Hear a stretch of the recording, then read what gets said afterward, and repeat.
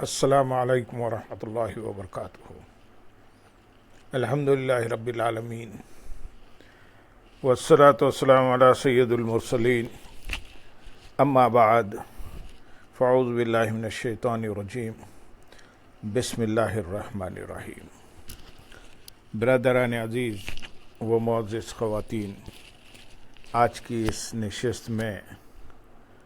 سورۃ الانبیاء کی آیت نمبر 84، 85، 86 اور 87 کا ترجمہ و تفسیر پیش کرنے کی سعادت حاصل کی جائے گی۔ فاستجبنا له فكشفنا ما به من ضر وآتيناه أهله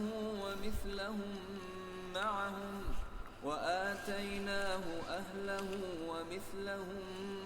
معهم رحمة من عندنا وذكرى للعابدين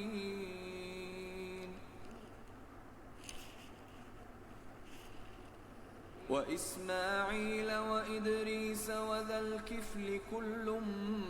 من الصابرين وأدخلناهم في رحمتنا إنهم من الصالحين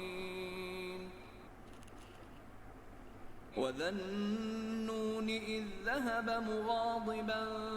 فظن أن لن نقدر عليه فنادى في الظلمات أن لا إله إلا أنت سبحانك إني كنت من الظالمين۔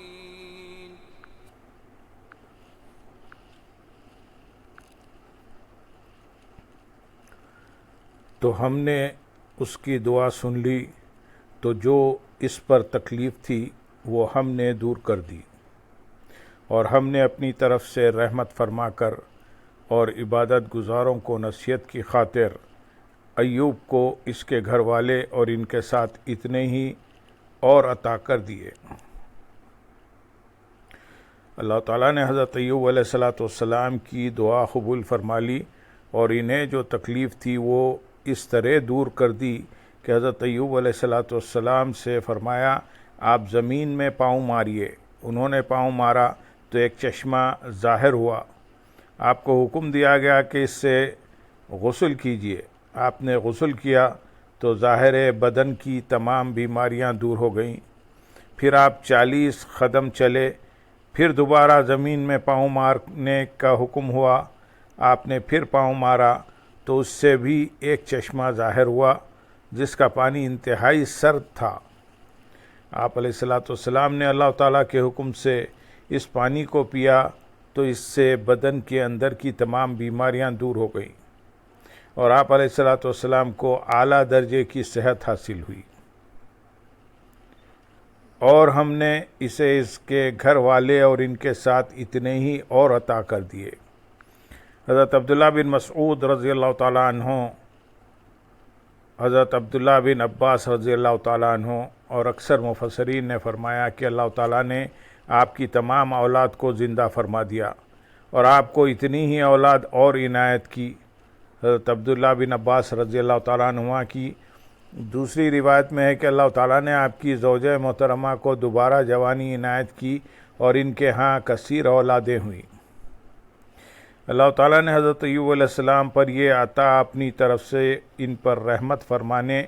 اور عبادت گزاروں کو نصیحت کرنے کے لیے فرمائی تاکہ وہ اس واقعے سے آزمائشوں اور مصیبتوں پر صبر کرنے اور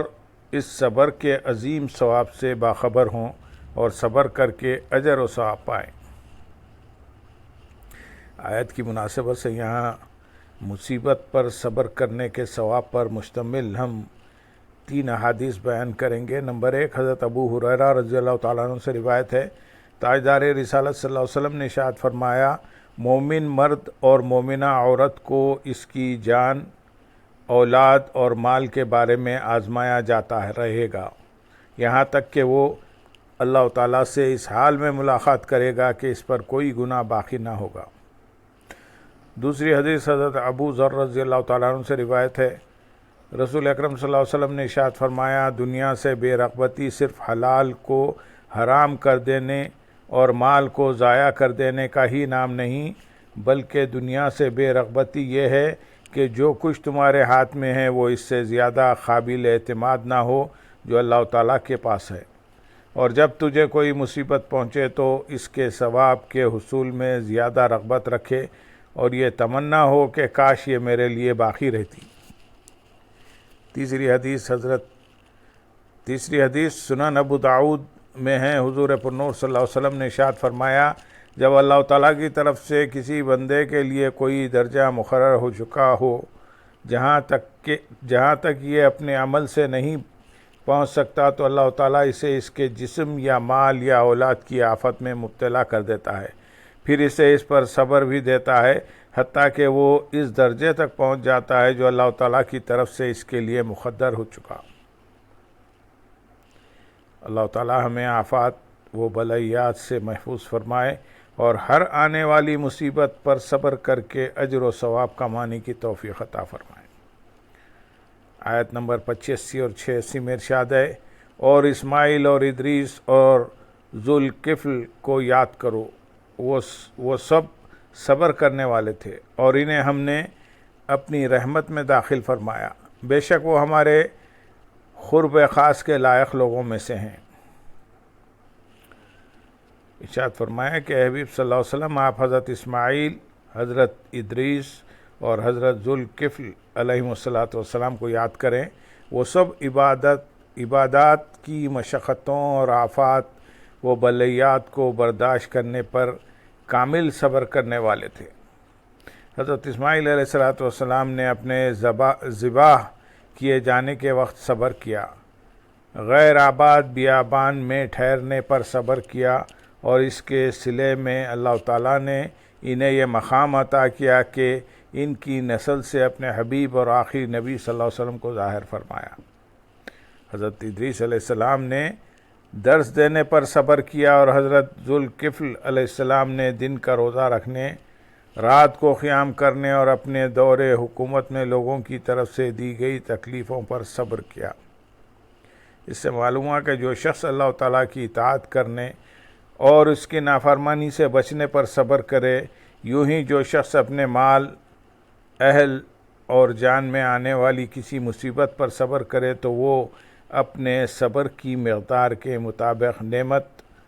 رتبہ اور مقام پاتا ہے، اور اسی حساب سے وہ اللہ تعالیٰ کی رحمت کا حقدار ہوتا ہے۔ حضرت ذوالکفل علیہ السلام کی نبوت میں اختلاف ہے، جمہور علماء کے نزدیک آپ علیہ السلام بھی نبی تھے۔ آیت نمبر 87 میں ارشاد ہے، اور ذوالنون کو یاد کرو، جب وہ غضبناک ہو کر چل پڑے تو اس نے گمان کیا کہ ہم اس پر تنگی نہ کریں گے، تو اس نے اندھیروں میں پکارا کہ تیرے سوا کوئی معبود نہیں، تو ہر عیب سے پاک ہے، بے شک مجھ سے بیجا ہوا۔ یہاں حضرت یونس بن متا علیہ السلام کا واقعہ بیان کیا جا رہا ہے۔ اس کا خلاصہ یہ ہے کہ حضرت یونس علیہ السلام کی قوم کے لوگوں نے آپ کی دعوت قبول نہ کی